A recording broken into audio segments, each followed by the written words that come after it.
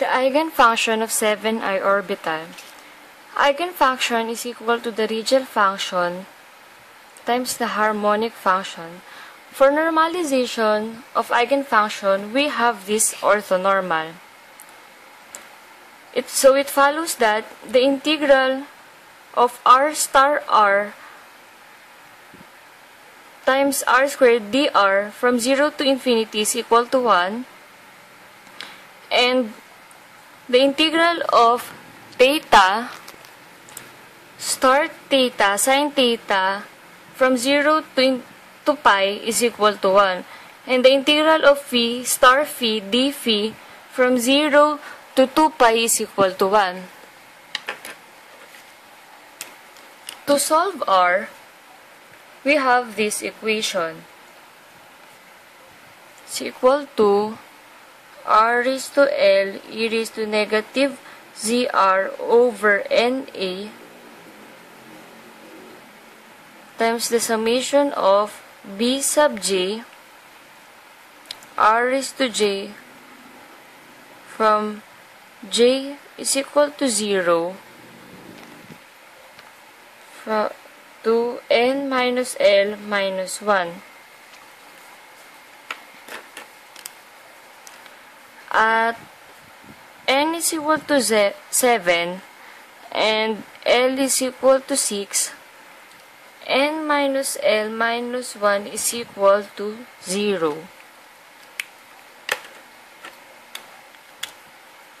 So, R7, 6 is equal to R raised to 6 e raised to negative zr over 7a b sub 0 r raised to 0, and r raised to 0 is equal to 1. For normalization process,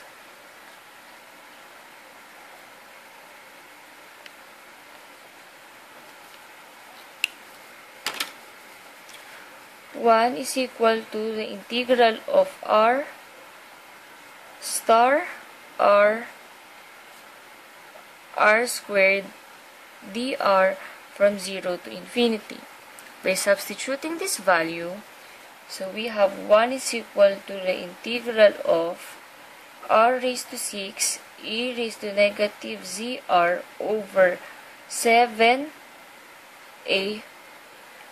b sub 0 times r raised to 6 e raised to negative zr over 7a b sub 0 r squared dr from 0 to infinity. So,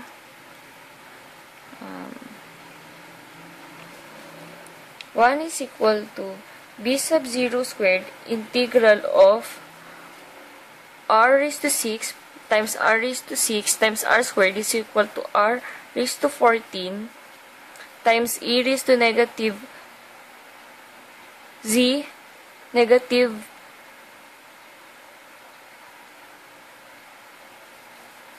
times r over 7a times 2 dr.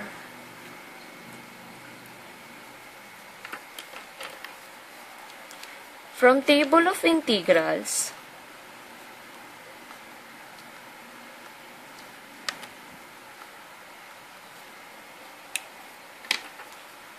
integral of x raised to n times e raised to negative alpha x dx from 0 to infinity is equal to n factorial over alpha n plus 1.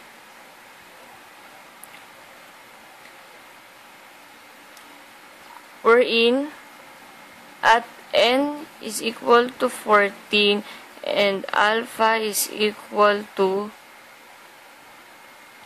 2zr over 7a.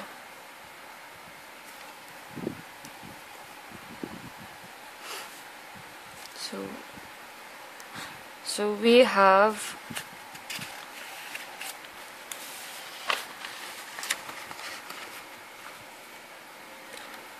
1 is equal to 14 factorial over 2zr over 7a raised to 15.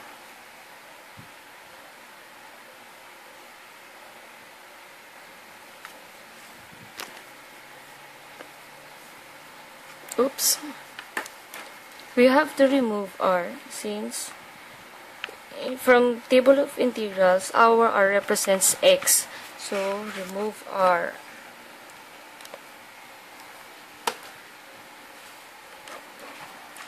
So, 1 is equal to 14 factorial. Oops.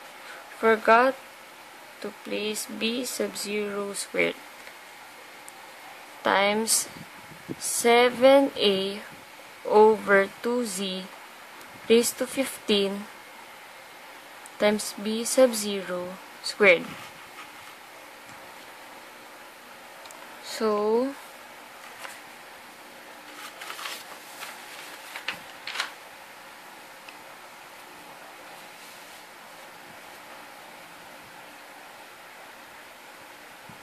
z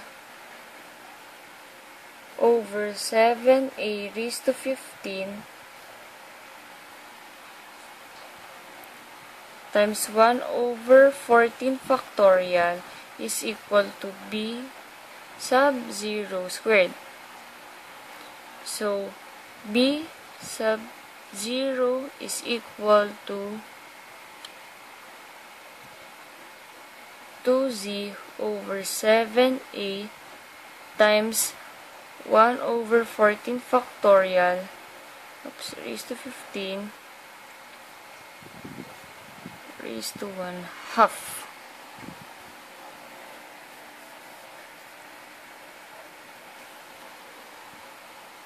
So, b sub o is equal to 2z over 7a raised to 15 halves times 1 over 14 factorial is equal to 8.72 times 10 raised to positive 10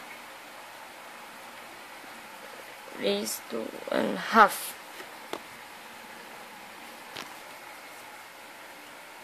Since r 7/6 is equal to r raised to 6 times e raised to negative zr over 7a times b sub 0 squared, by substituting this b sub o, so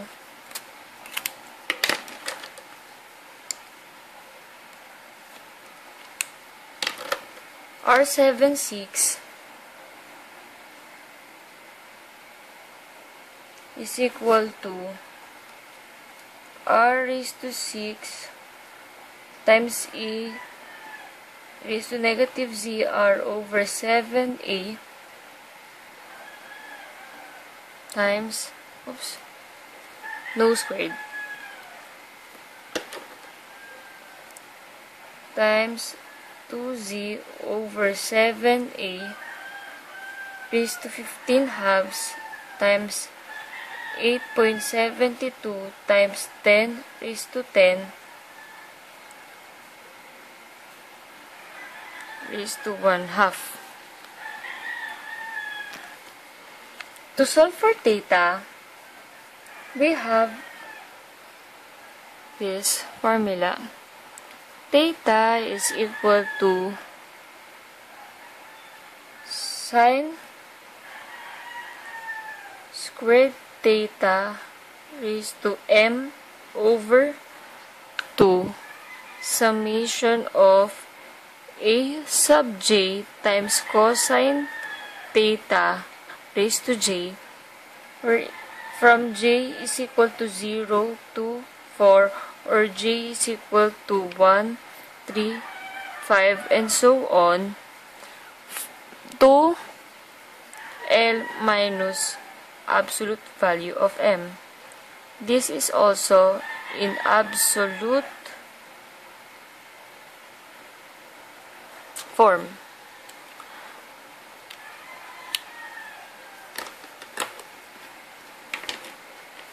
So,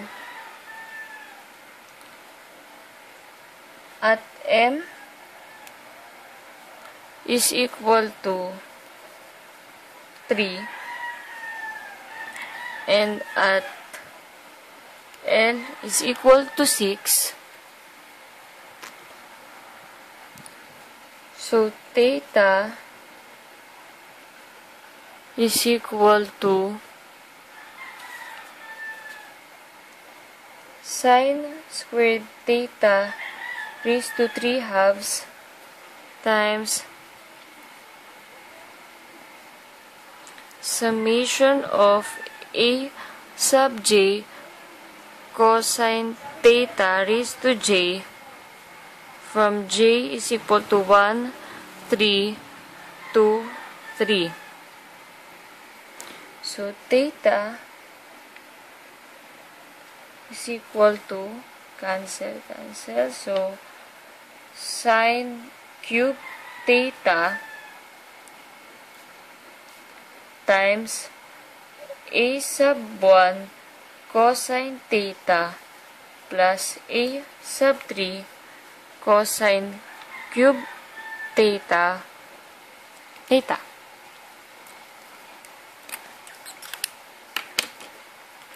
For normalization process,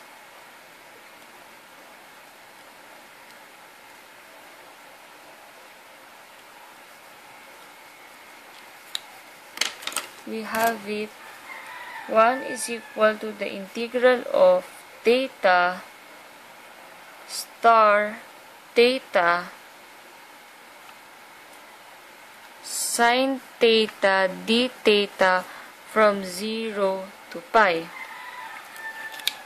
By substituting the values,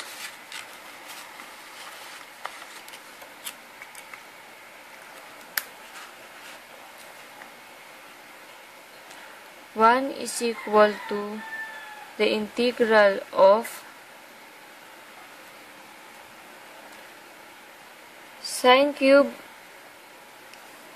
theta times A sub 1 cosine theta plus A sub 3 cosine cube theta times sine cube theta times A sub 1 cosine theta plus A sub 3 cosine cube theta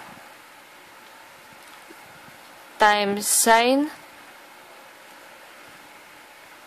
theta d theta.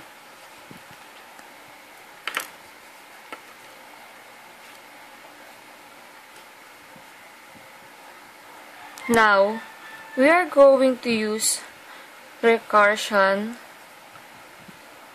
relation. Since in our equation, we have A sub 1 and A sub 3, using recursion relation, we can represent A sub 3 as constant times the A sub 1. So, recursion relation has this formula.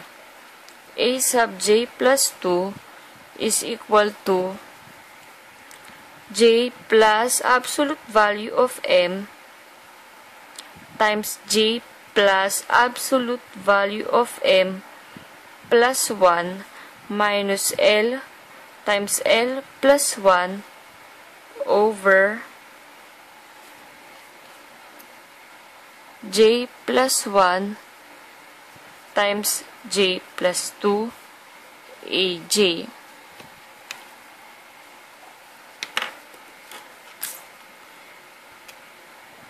At j is equal to 1 and m is equal to 3, L is equal to 6, So we have a sub 3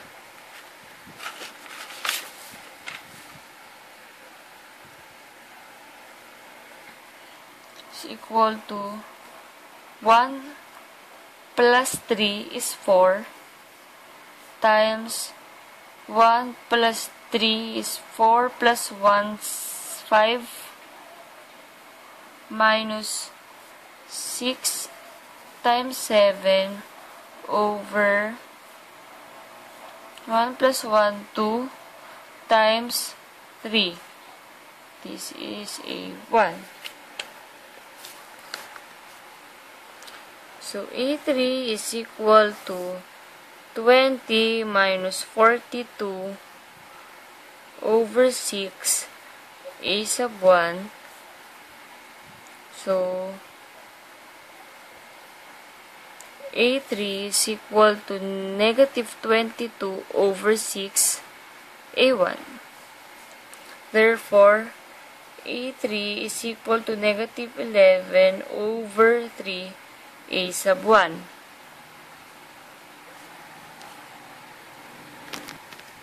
By substituting the value of A3 in this equation, so we have 1 is equal to integral from 0 to pi. Integral of sine cube theta times A sub 1 cosine theta plus, no, this is negative, since we have negative 11 over 3. So, negative 11 over 3 cosine, this is A sub 1 cosine cube theta times sine cube theta times A1 cosine theta minus 11 over 3 A1 cosine cube theta sine theta d theta. 1 is equal to, this is from 0 to pi, integral of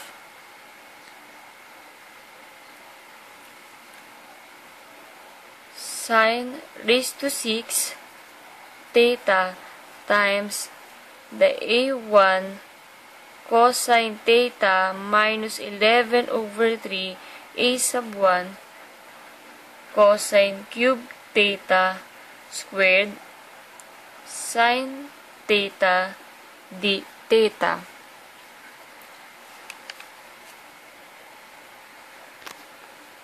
By expanding this form, 1 is equal to integral of sine raised to 6 theta times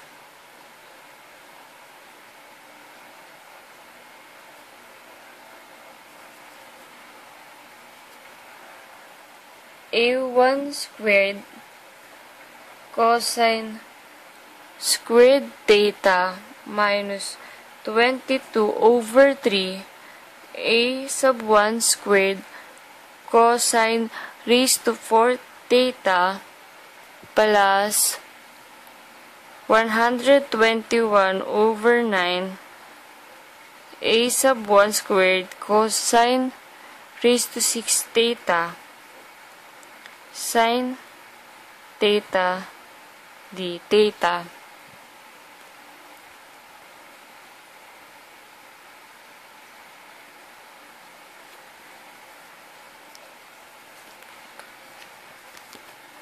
So we have to isolate the A1. So we have 1 is equal to A sub 1 squared integral of sine raised to 6 theta times cosine squared theta minus 22 over 3 cosine raised to 4 theta plus 121 over 9 cosine raised to 6 theta sine theta d theta from 0 to pi. Now, we have to multiply these terms in each value here. So, we have 1 is equal to a sub 1 squared quantity the integral of sine theta times cosine squared theta sine raised to 6 theta cosine squared theta times sine theta d theta from 0 to pi minus 22 over 3 integral of sine raised to 6 theta cosine raised to 4 theta sine theta d theta from 0 to pi plus 121 over 9 integral of sine raised to 6 theta cosine raised to 6 theta sine theta d theta from 0 to pi. Now, we can see that we have 3 terms. So, we will solve them individually to make it easier. So, we have the first term, second term, and the third term. Let's begin with the first term.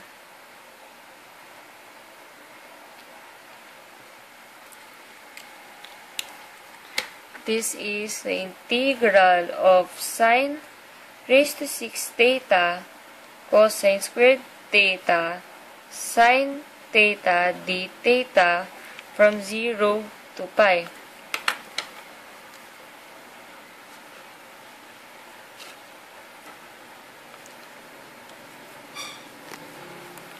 Recall.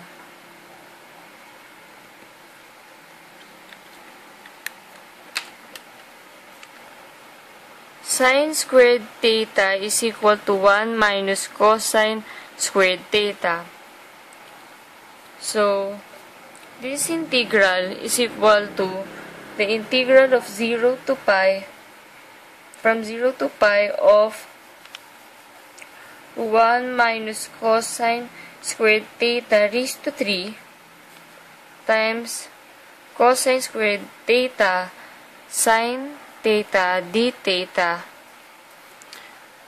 Now, we have to distribute cosine squared theta and sine theta here. So, we have we have to expand this form first before we distribute this. So, we have integral of 1 minus 3 cosine squared theta plus 3 cosine raised to 4 theta minus cosine raised to 6 theta times cosine squared theta sine theta d theta from 0 to pi.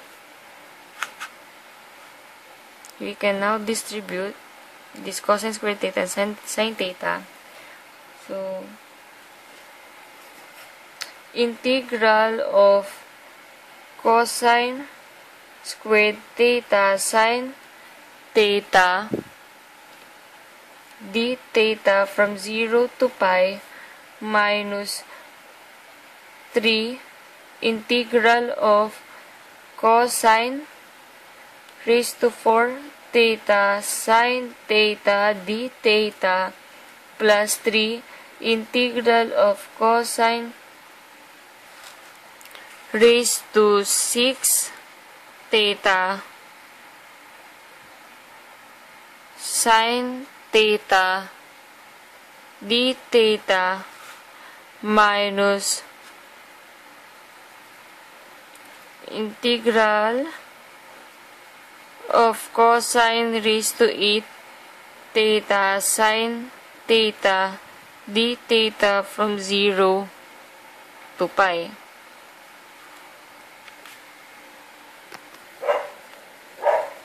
Since sin theta d theta is equal to negative d cosine theta, we will now have integral of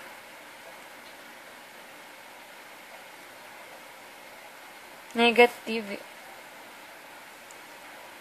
cosine squared theta d cosine theta from 0 to pi minus, so this will now be plus 3 integral of cosine raised to 4 theta d cosine theta minus 3, since we have negative, integral of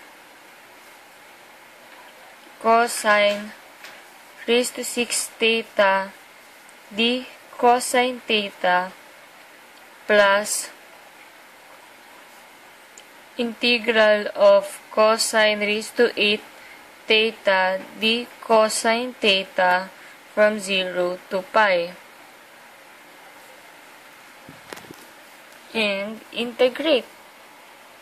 This is equal to negative 1 over 3 cosine cube theta from 0 to pi plus 3 over 5 cosine raised to 5 theta from 0 to pi minus 3 over 7 cosine raised to 7 theta from 0 to pi plus 1 over 9 of cosine raised to 9 theta from 0 to pi.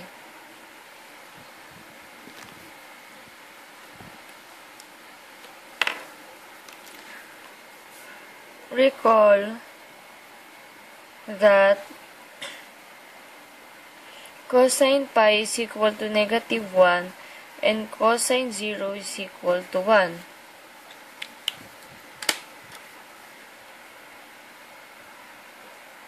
By solving these limits, so this is now negative 1 over 3 times negative 1 minus 1 plus 3 over 5 times negative 1 minus 1 minus 3 over 7 times negative 1 minus 1 plus 1 over 9 times negative 1 minus 1. We have positive 2/3 minus 6 over 5 plus 6 over 7 minus 2 over 9. So this is now equal to 32 over 315. The second term is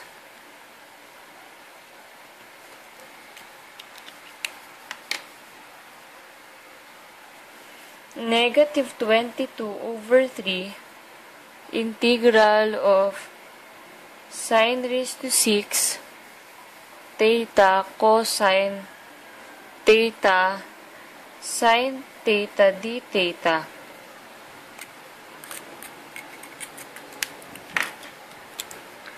Recall. Sine squared theta is equal to 1 minus cosine squared theta. So, Second term now is equal to negative 22 over 3, the integral of 1 minus cosine squared theta raised to 3 cosine, this is cosine raised to 4 theta sine theta d theta. By expanding this, we have negative 22 over 3 integral of 1 minus 3 cosine squared theta plus 3 cosine raised to 4 theta minus cosine raised to 6 theta times cosine raised to 4 theta sine theta d theta.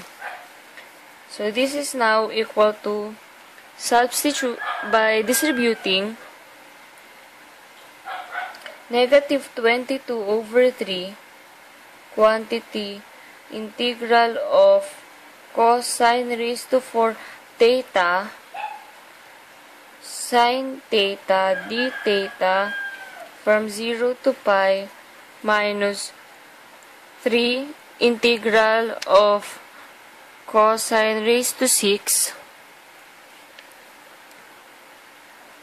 theta sine theta d theta from 0 to pi plus 3 integral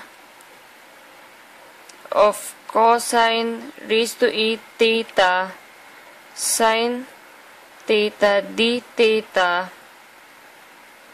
from 0 to pi minus the integral of cosine raised to 10 theta sine theta d theta from 0 to pi.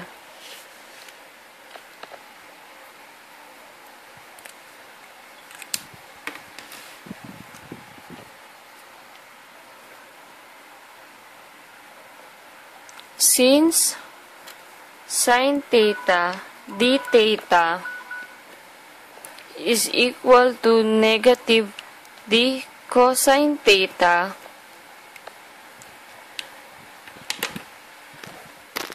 so this is now negative 22 over 3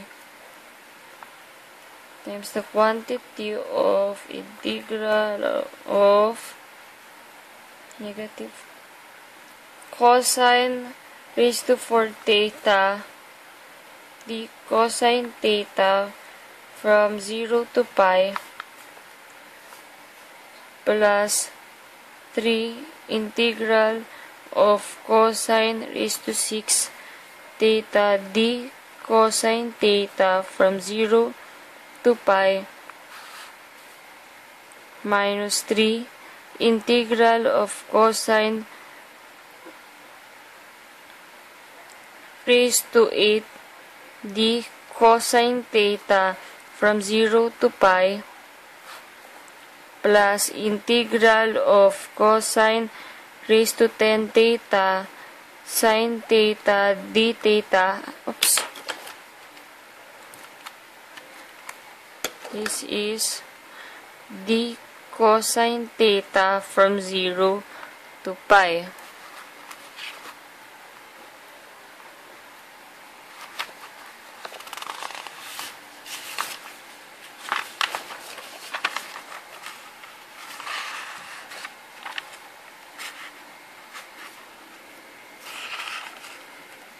Now,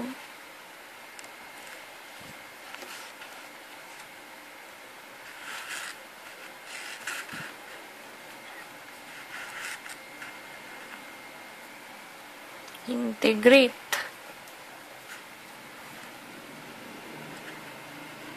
negative 22 over 3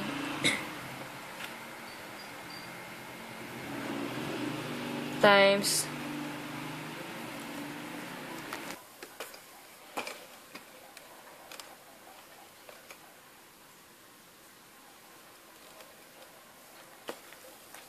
(1/5) cosine raised to 5 theta plus 3 over 7 cosine raised to 7 theta minus 3 over 9 cosine raised to 9 theta plus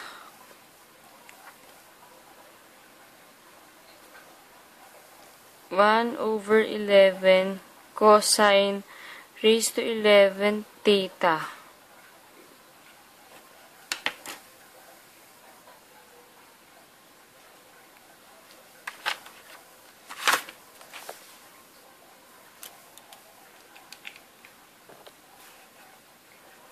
Recall.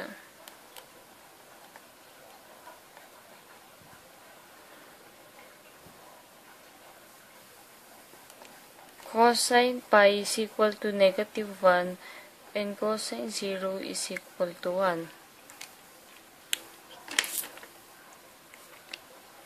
So this is now equal to -22 over 3 times quantity of -1/2 times -1 minus 1 plus 3 over 7 quantity times -1 minus 1 minus quantity of 3 over 7 times -1 minus 1 plus quantity of 1 over 11 times -1 minus 1.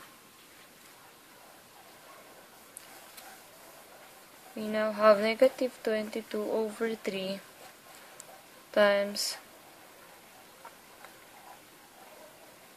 2 over 5 minus 6 over 7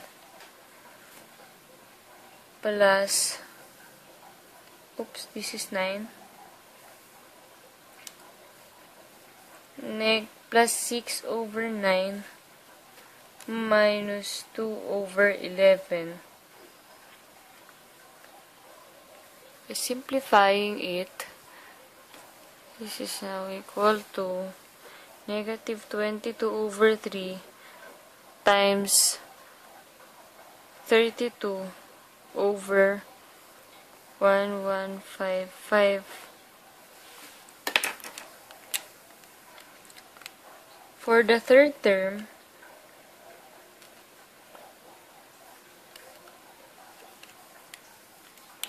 we have 121 over 9 times the integral of sine raised to 6 theta cosine raised to 6 theta sine theta d theta. So this is now equal to 121 over 9 is from 0 to pi integral of 1 minus cosine squared theta raised to 3 cosine raised to 6 theta sine theta d theta from 0 to pi. Expanding this form, this will be 121 over 9 times the integral of 1 minus 3 cosine squared theta plus 3 cosine raised to 4 theta minus cosine raised to 6 theta cosine raised to 6 theta sine theta d theta from 0 to pi.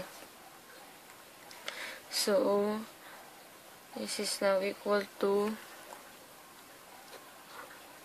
121 over 9 times the quantity of integral of cosine raised to 6 theta sine theta d theta from 0 to pi minus 3 integral of cosine raised to 8 theta sine theta d theta from 0 to pi plus 3 integral of cosine raised to 10 theta sine theta d theta from 0 to pi minus the integral of cosine raised to 12 theta sine theta d theta from 0 to pi.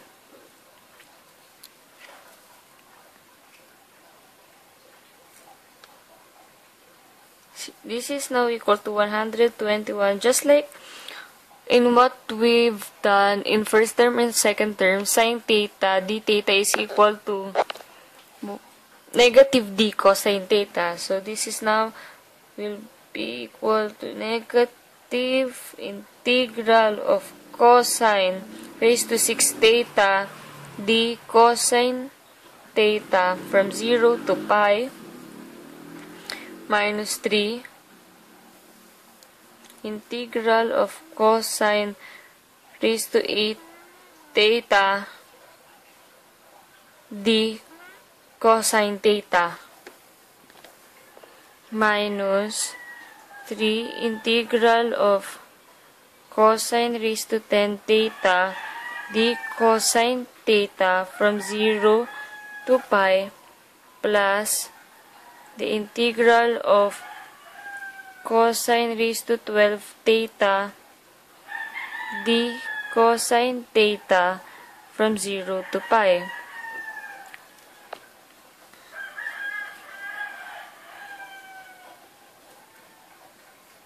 So 121 over 9 times negative 1 over 7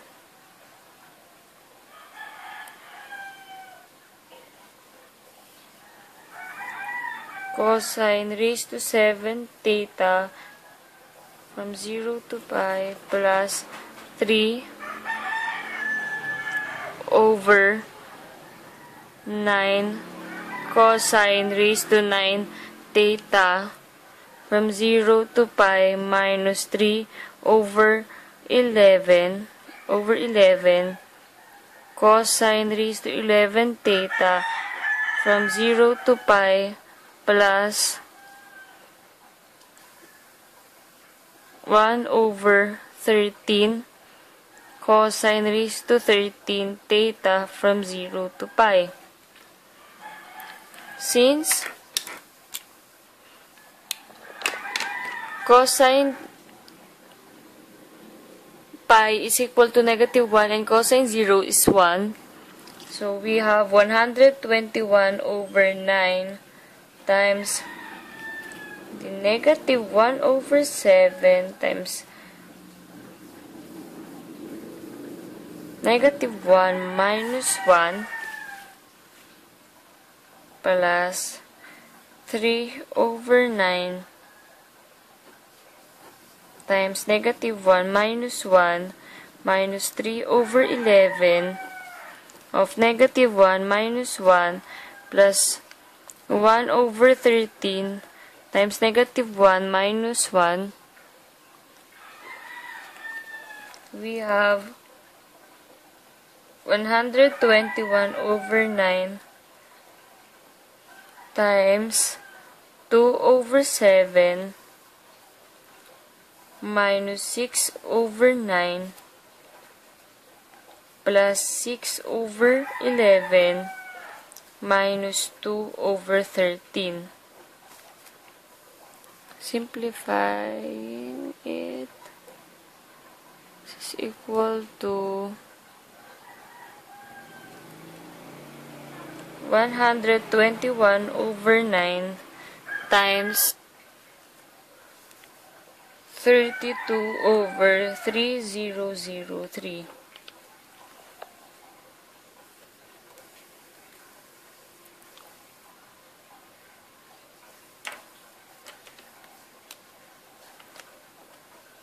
Hence,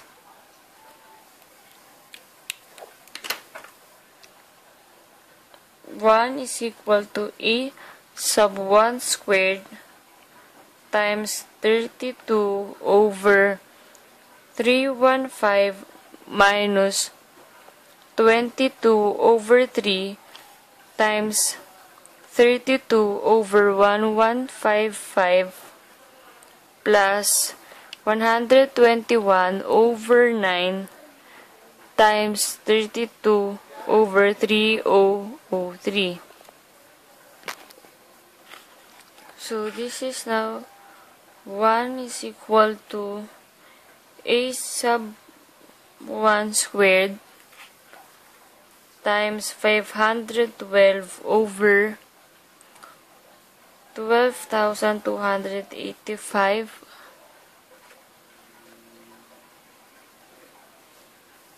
raising both sides with 1/2. This is now equal to 1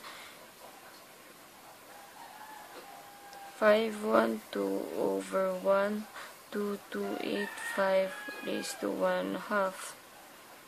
So A1 now is equal to 12285 over 512 squared.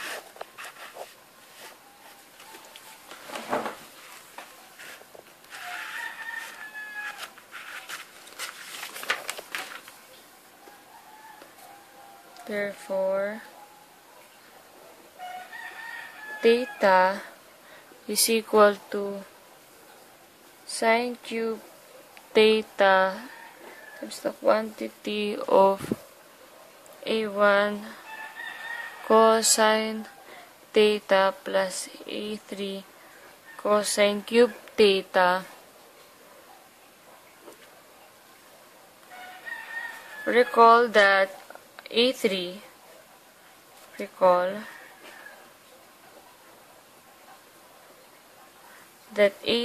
is equal to negative 11 over 3 of A1. So A3 now is equal to negative 11 over 3 times 12285 over 512 raised to 1/2.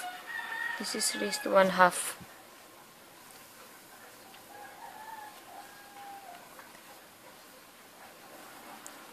Therefore, theta is equal to sine cube theta times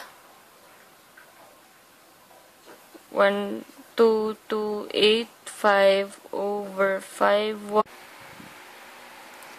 1/2 cosine theta plus a sub 3. I know. This is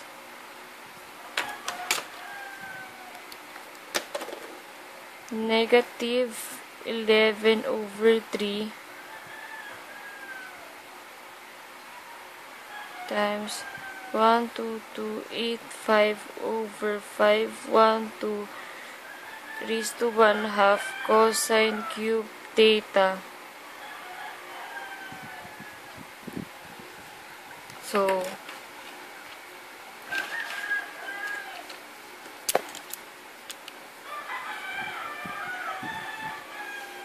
theta is equal to 12285 over 512 raised to 1/2 sine cube theta cosine theta times 1 minus 11 over 3 cosine squared theta. For phi, we have this formula 1 over square root of 2 pi times e raised to I mx at m is equal to negative 3.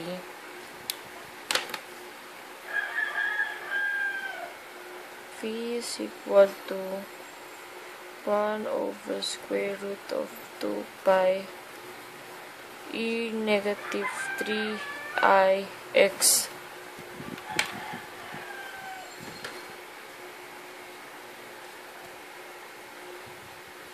So, the eigenfunction of 7i orbital is equal to 1 over 8.70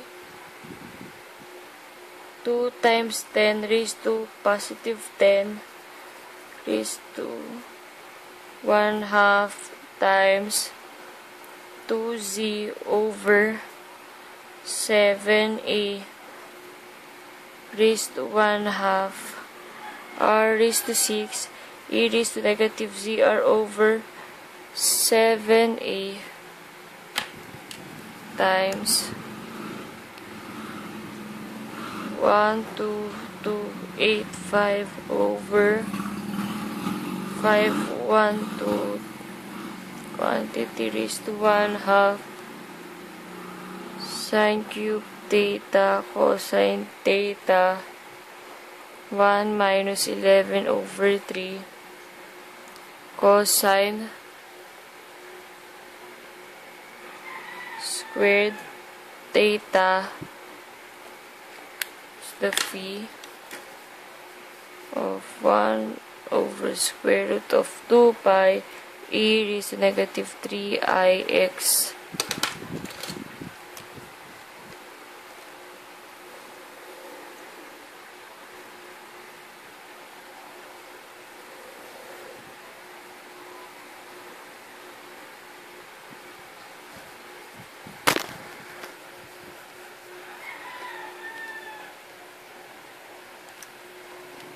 for linear combination atomic orbitals or the LCOW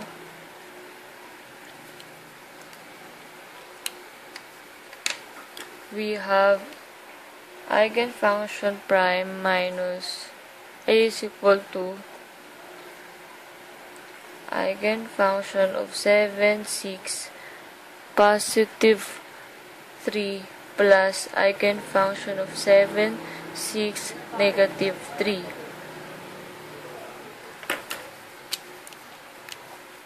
For normalization,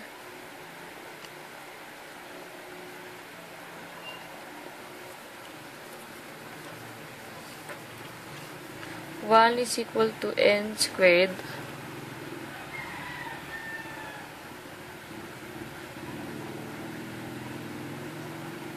d tau.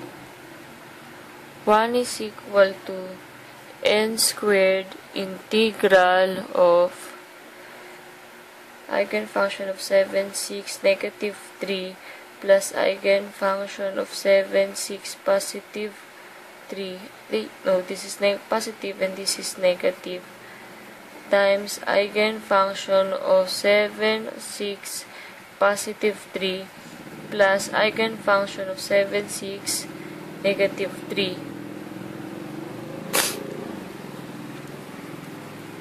One is equal to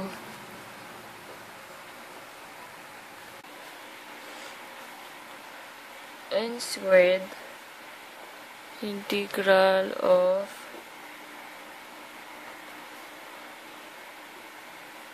eigenfunction of 7, 6, positive 3 eigenfunction of 7, 6, positive 3 plus eigenfunction of 7, 6, positive 3 times the eigenfunction of 7, 6, negative 3 plus eigenfunction of 7, 6, positive 3 times the eigenfunction of this is negative and 6 and positive 3 plus eigenfunction of 7, 6, negative 3 times the eigenfunction of 7, 6, negative 3. Kronecker delta. Oops.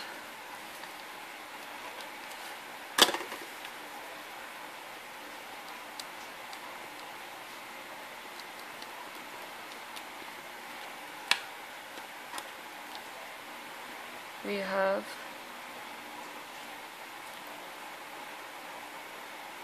zero. We're at I is not equal to j, and 1 if I is equal to j. For here, this is 1, this is 0, this is 0, and this is 1. This 1 is equal to 2n squared. N is equal to 1 over square root of 2.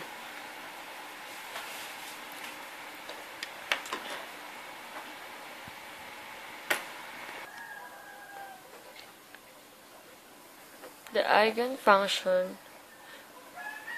right, the psi prime is equal to 1 over square root of 2 times 1 over 8.72 times 10 raised to 10 raised to 1/2 times 2z over 7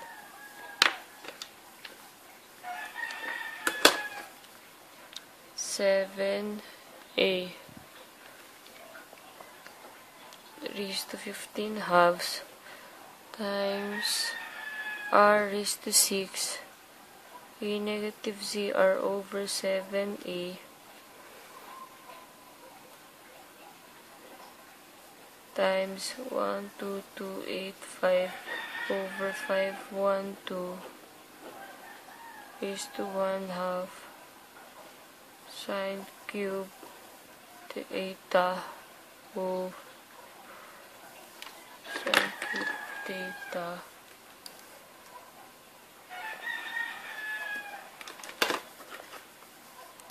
cosine theta 1 minus 11 over 3 cosine squared theta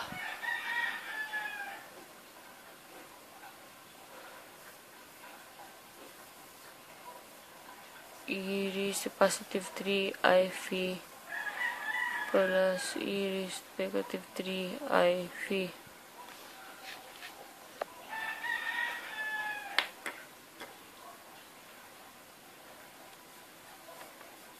Using Euler's relation,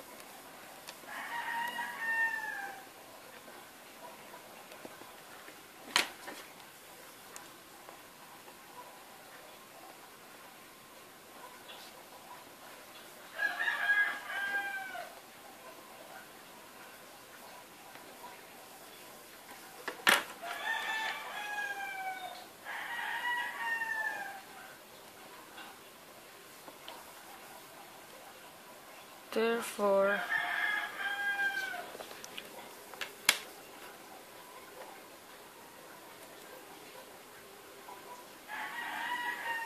e raised to 3 I phi plus e raised to negative 3 I phi is equal to cosine 3 phi plus I sine 3 phi plus cosine 3 phi minus I sine 3 phi is equal now to cosine 3 phi plus I sine 3 phi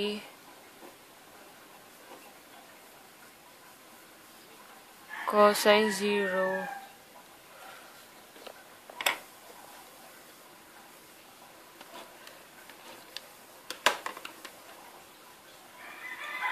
cosine phi minus I sine 3 phi.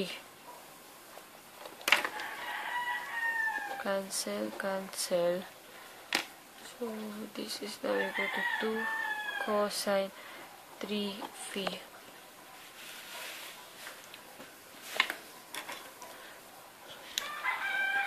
So psi prime is equal to 1 over square root of 2 times 1 over 8.72 times 10 raised to 10 is 1 half to 7 a 15 a theta e is negative CR over 7a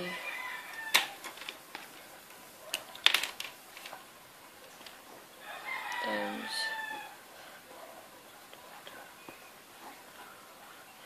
512 is to 1 half sine cube theta cosine theta 1 minus 11 over 3 cosine square theta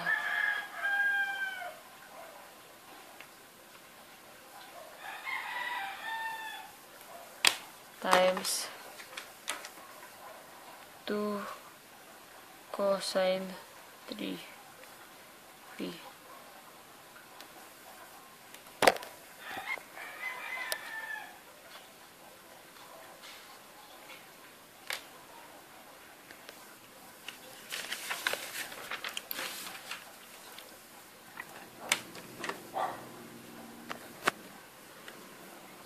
For psi double prime, we have, for psi 7, 6, positive 3 minus psi 7, 6, negative 3, normalization,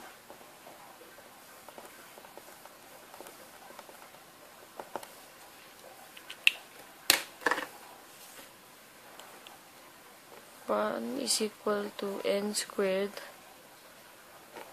times the integral of psi double prime star psi double prime d tau. 1 is equal to n squared integral of psi 7, 6 plus 3 minus psi 7, 6, negative 3 times psi 7, 6 positive 3 minus psi 7, 6, negative 3 d tau.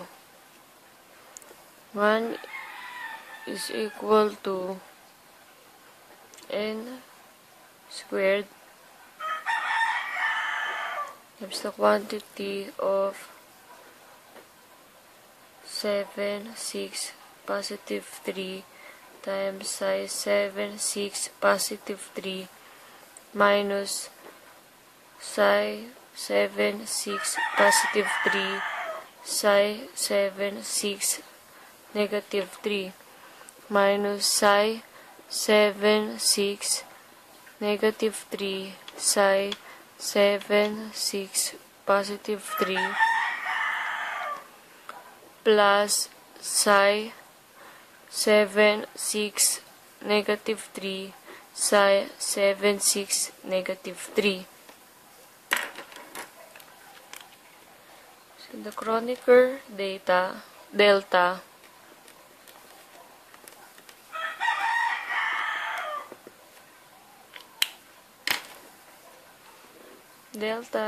of ij is equal to 0 if I is not equal to j.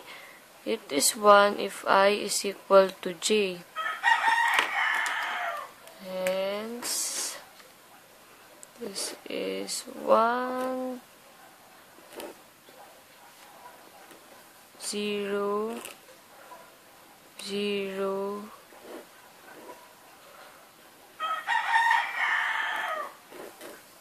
and 1. Hence 1 is equal to n squared and n is equal to 1 over square root of 2. So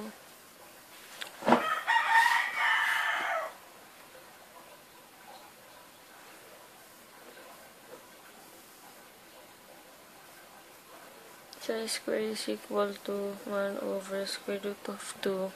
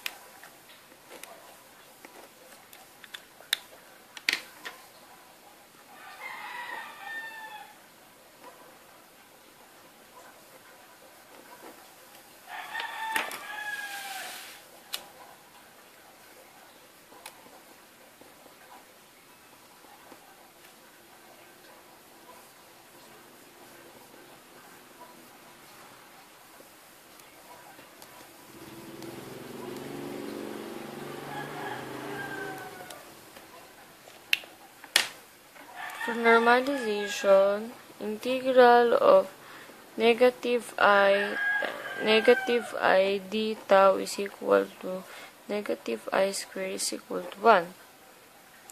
So,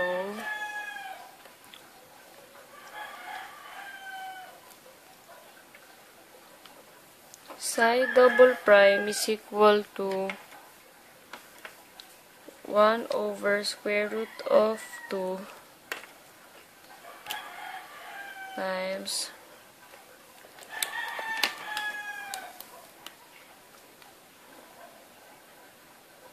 1 over 8.72 times 10 raised to positive 10 1/2 times 2z over 7a to 15 halves r raised to 6 e raised to negative zr over 7a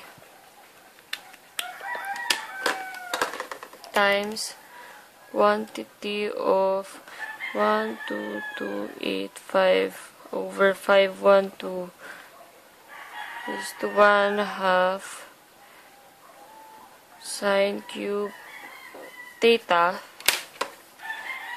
not phi cosine phi times 1 minus 11 over 3 cosine squared theta